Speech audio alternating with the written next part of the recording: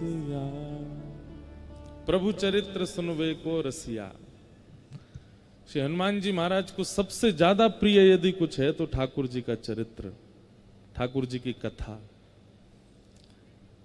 लोग चोला चढ़ाते हैं, हम तो अपनी कथा में निवेदन करते हैं कि श्री हनुमान जी महाराज पर कोई चोला चढ़ाता है, कोई लड्डू का भोग लगाता है,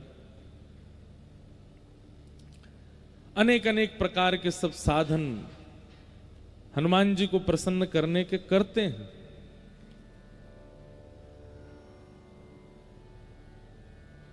परंतु कथाक्रम कोई नहीं सुनाता। कथा सुनाने के लिए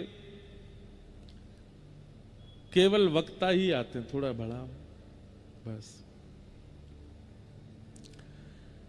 जहां कहीं भी श्री हनुमान जी महाराज विराजमान हैं, हम एक बात निवेदन करते हैं, अभी तो हम दर्शन करने गए नहीं, जाएंगे कथा करके, पहले सेवा कर दें फिर दर्शन करेंगे।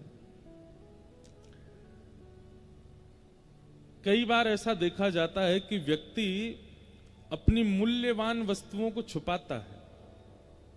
जैसे आज भी हम भारतीयों के घर में बहुत धन हो या बहुत महंगे रत्न हो, हीरा हो, या रोज नहीं पहनते, उनको छुपा के रखते हैं।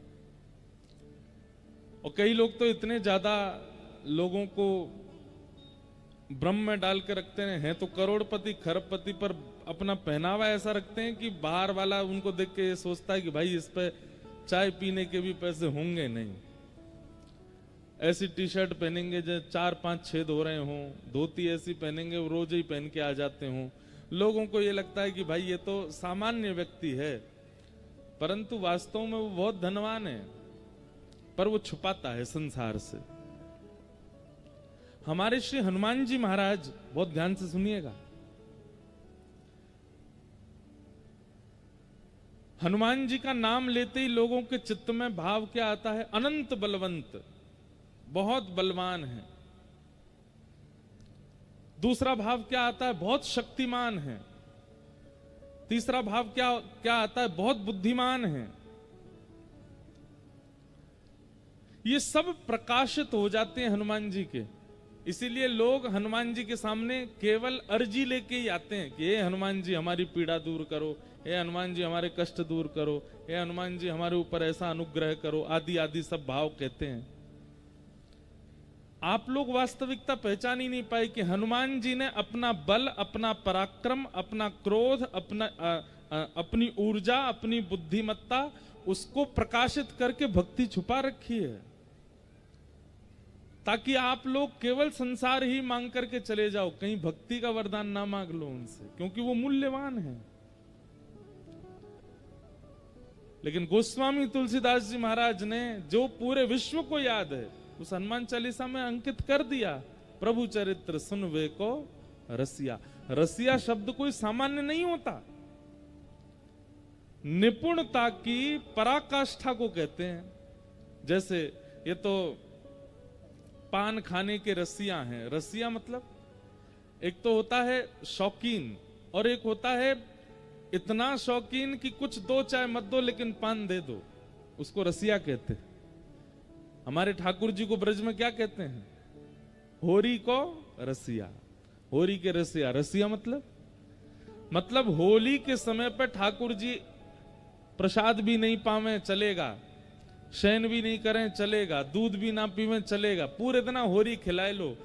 गोप ग्वालन के बीच में बैठ कर के रंग उड़ रहे हैं, ढप बज रही है, मंगल मंगल होली के गीत गाए जा रहे हैं, ठाकुर जी को उसमें बहुत सुख मिलता है, इसलिए उनको होरी के रसिया। रसिया का एक अर्थ यदि करें तो ऐसा है कि उस भाव के आगे बाकी सब फीका, बस वो भाव देते रहो, उसको रसिया कहते। हनुमान जी महाराज ठाकुर जी की कथा सुनने के रसिया हैं।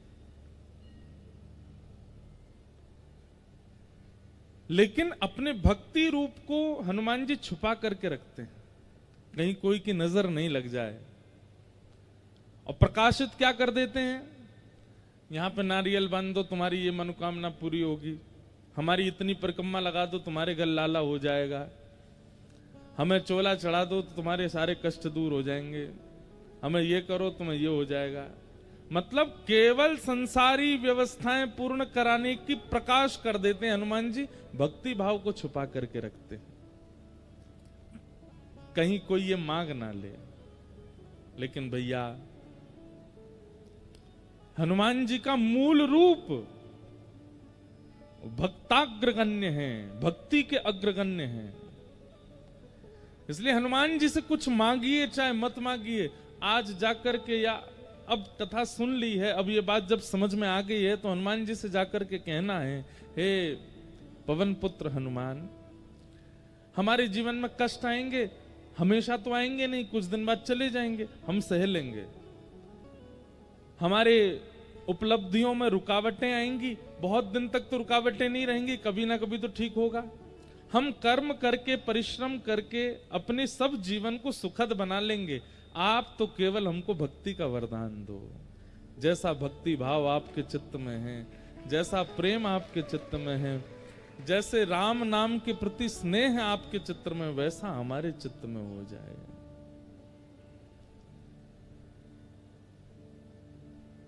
भाई, व्यक्ति जिस भाव में निपुण हो उससे वही मांगा जाता है। कोई किसान है और उसके यहां पर चावल की खेती होती है, धान की खेती होती है, तो आप जाकर के उससे धन मांगोगे तो वो कहेगा भाई मैं कहां से दूं, मुझ पे नहीं है धन। लेकिन उससे कह दोगे एक आध बोरी चावल दे दो तो वो दे देगा, क्योंकि उस पे वो है। ऐसे ही बहुत धनवान व्यक्ति के पास आप चले जाओ और वहां जाकर के आप उससे वो वस्तु मांगो जो उस पे है ही नहीं, वो धन दे सकता है, उसके पास वही है। हनुमान जी महाराज भक्तिवान हैं, उनसे भक्ति का वरदान मांगिए। हमने तो आज तक इतने हमारे भारत में जो हनुमान जी के प्रमुख स्थान हैं, सब जगह लगभग कुछ स्थान रह गए, लगभग कथाएं सुनाई हैं हनुमान जी को। और आज हम आपको अब एक बात स्पष्ट रूप से कह दें, कथा प्रारंभ होने से कथा विश्राम तक बस ये 4 घंटे छोड़ के बाकी जो भी हम करते हैं वो हम करते हैं, पर ये 4 घंटा कथा में हमारी वाणी से हनुमान जी बुलवाते हैं। हनुमान जी की कृपा है। हमारे गिरधर लाल जी के प्रति हमारा प्रेम, वृंदावन के प्रति हमारा स्नेह, ब्रज के प्रति जो हमारा प्रेम है, इसमें बहुत बड़ी कृपा श्री हनुमान जी की है। हमारी पूरी कथा भी हनुमान जी सुनते हैं सामने बैठ के।